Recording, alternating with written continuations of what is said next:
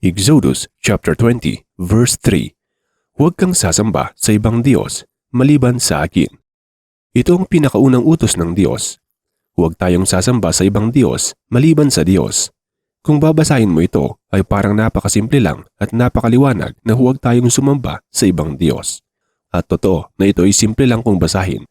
Pero hindi madaling gawin dahil marami itong ibig sabihin. Ayon sa isang translation nito sa Hebreo, ang kahulugan ng Diyos ay pagiging judge. Maliban sa obvious na meaning nito na wala na tayong dapat na ibang Diyos maliban sa Diyos sa pamamagitan ni Kristo Jesus, ay wala din tayong ibang tatanggapin na judge para sa atin.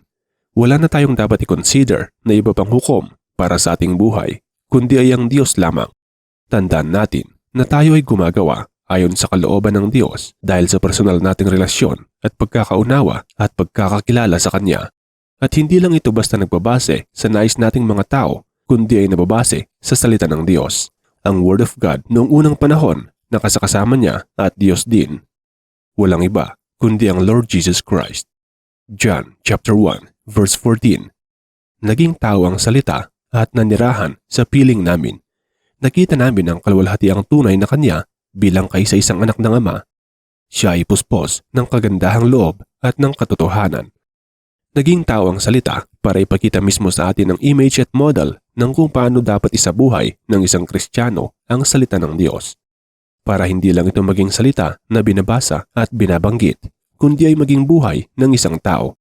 Kundi ay para makita natin mismo in the flesh kung paano isabuhay ang salita ng Diyos. Ang ibig sabihin nang wala na tayong dapat na maging ibang judge maliban sa Diyos, ay wala na tayong dapat iba pang maging basehan para masabi nating tayo ay nagiging tama o para masabi nating tayo ay katanggap-tanggap sa mata ng mga tao at maging sa mga mata natin. Halimbawa, sa panahon ngayon ay uso ang social media at kasabay din ito na marami ang mga influencers o public figures na tinatawag. Kung ang mga public figures at ang mga influencers na ito ay hindi nila kilala ang Diyos sa pamamagitan ni Kristo Jesus o ang salita ng Diyos, ay hindi nila matutupad ang pinakaunang utos ng Diyos. Huwag kang sasamba sa ibang Diyos maliban sa akin. Dahil nga, hindi sila nagbabase sa Word of God, kundi ay nagbabase sila sa mga nais ng mga followers nila at dahil sa kagustuhan nila na hindi sila itakwil ng kanilang mga audience o followers, ay ginagawa nila ang mga nais ng mga ito. Maging sa mga Kristiyano mismo na nakarinig na at nakakain na ng salita ng Diyos. Kung sila man ay hindi rin naintindihan ng utos na wala na tayong dapat ibang Diyos maliban sa Diyos sa pamamagitan ni Kristo Jesus, ay malaki ang posibilidad na sila rin ay matulad sa makamundo na ang kanilang gagawing judge para ma-justify nila ang kanilang sarili na makabuluhan at gumagawa ng mabuti ay ang publiko at ibang tao. Sana'y maintindihan mo ito kapatid na hindi tayo nabubuhay sa mundo ngayon para ipakita o i-present natin sa ibang tao ang ating sarili. Para tayo ay kanilang husgahan o sila ang maging hukom natin. Kundi tayo ay nabubuhay ngayon para i-present natin ang ating sarili para sa Diyos na ating nag-iisang hukom. Hindi tayo nagkukunwaring giver para masabi ng ibang tao na ang bait natin. Hindi tayo nagkukunwaring mabait para masabi ng ibang tao na ang bait natin. Hindi tayo nagkukunwaring mahal natin ang lahat para ma-judge tayo ng iba na anak tayo ng Diyos. Hindi tayo nagdedepende sa kaisipan o paghuhukom ng iba para patakbuhin ang ating buhay. Kundi tayo nagdedepende sa salita ng Diyos dahil siya rin naman ang manghuhukom sa atin. John chapter 5 verses 22 to 23. Hindi humahatol kanino man ang Ama. Sa halip ay ibinigay na niya sa anak ang buong kapangyarihang humatol, upang maparangalan ng lahat ang anak tulad ng kanilang pagpaparangal sa Ama.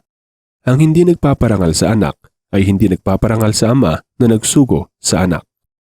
Ganito kahalaga ang pagsasabuhay ng salita ng Diyos, ang pagsasabuhay sa buhay ni Kristo Jesus. Siya ang nag-iisang Diyos sa pamamagitan ng salita na walang iba kundi ang Lord Jesus Christ mismo. Isaiah chapter 55 verse 11. Gayon din naman, ang mga salita na lumalabas sa aking bibig, ang mga ito'y hindi babalik sa akin na walang katuturan. Tutuparin nito ang aking mga balak at gagawin nito ang aking ninanais. Ito ang kayamanan na binigay sa atin ng Diyos sa pamamagitan ni Kristo Jesus. Babalik at babalik tayo dito balang araw sa kanyang salita kay Lord Jesus Christ upang mangyari ang paghuhukom. Dahil totoo ang kanyang pinakaunang utos na wala na tayong dapat pang ibang Diyos maliban sa Kanya. At kung hindi mo pa kilala ang Diyos sa pamamagitan ni Kristo Jesus, ay panahon na siguro para kilalanin mo siya.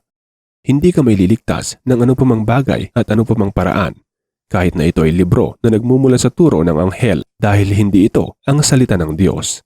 Sa araw ng paghuhukom ay huhukuman tayo hindi base sa standard ng mga tao sa mundo at hindi base sa mga batas ng mundo.